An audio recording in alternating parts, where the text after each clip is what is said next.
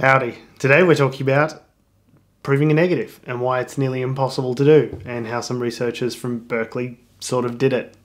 So this video, pretty much all of them, has been precipitated by bullshit that I've seen online. You know, we're not really allowed out of the house much, so it's the only contact you have with the outside world is ABC News 24.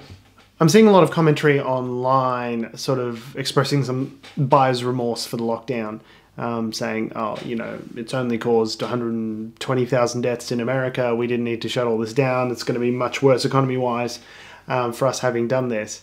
And the reason that people get bogged down in these arguments, I think, is because it is essentially really hard to prove a negative.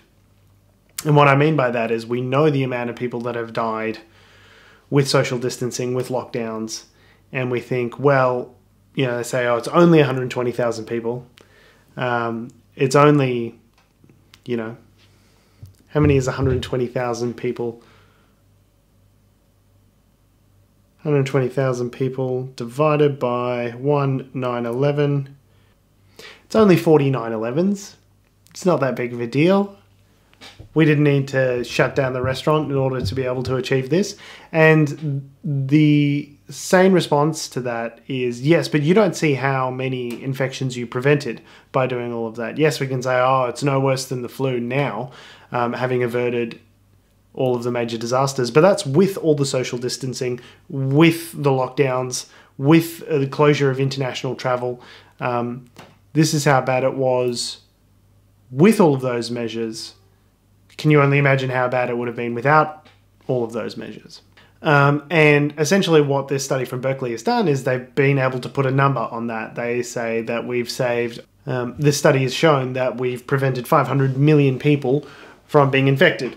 So basically they've run an analysis to see how many people would have been infected given, you know, no sort of restrictions versus what we've done and what we've achieved. And the guy who talks about this study in this clip doesn't put too fine a point on it. Basically what he says is this is the most successful health initiative ever in history. Never in history have we saved so many lives so fast by all pulling together and all doing the one thing. And you think this would be a huge story where, you know, it's a great example of us giving a shit about one another and you know, saving the world.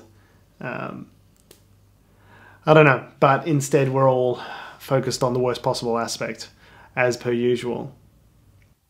We see when we're losing money. What we don't see is lives that are never lost, people that are never get sick, because we all took preventive action. And so what we aim to do with this study is to try and understand what were we getting in return for all of this very painful sacrifice that people are making.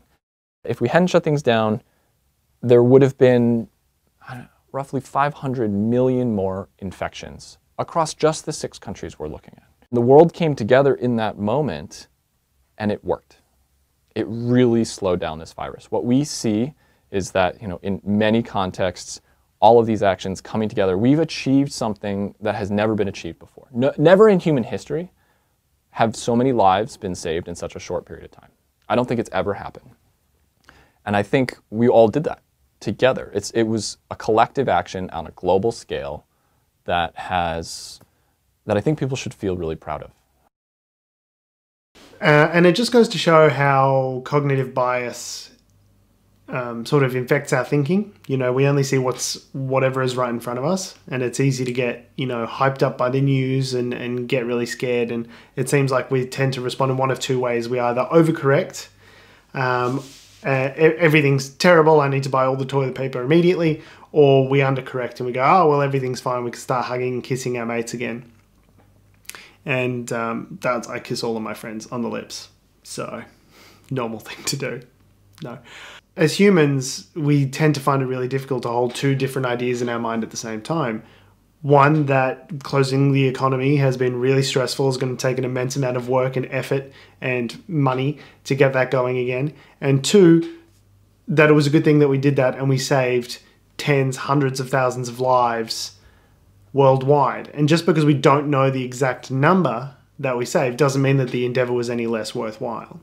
You see a lot of people saying like, oh, well, people were killed by the flu.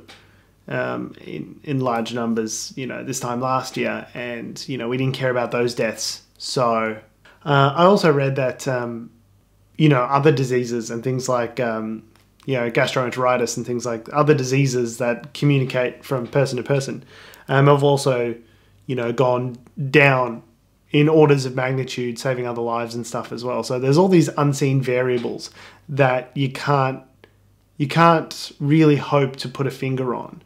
And don't get me wrong, like I totally empathize with people that are doing it tough economically. I'm one of those people. Both myself and my partner have lost our jobs. But to think how bad it could have been, to think there would have been an extra 500 million people that might have been infected, say it's 1% or 3% or whatever it is of those people that died.